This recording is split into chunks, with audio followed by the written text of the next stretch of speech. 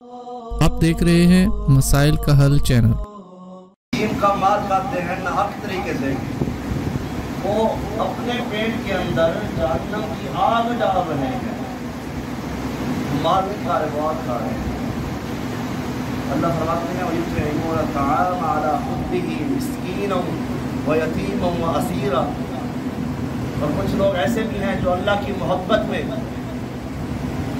قیدیوں کو، مسکینوں کو، یتیموں کو کھانا کھلاتے ہیں، اور ایسے بھی ہیں ان کا مال کھا جاتے ہیں، ان کی بھی بات اللہ بتا رہے ہیں۔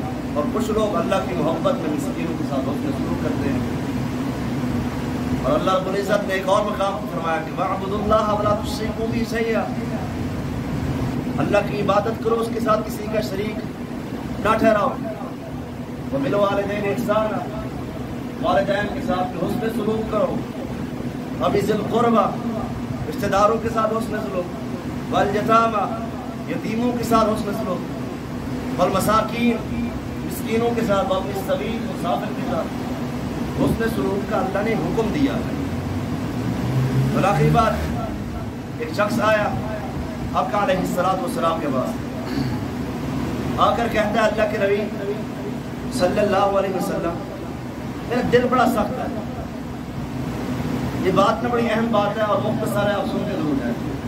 اللہ کے نبی، میرا دل بڑا سخت ہے، کوئی ایسا عمل بتائے، کوئی ایسا ذکر بتائے جس کو کرنے سے میرا دل نرم ہو جائے، کوئی ایسا فارمولہ بتا دیں، کوئی ایسا فعل بتا دیں۔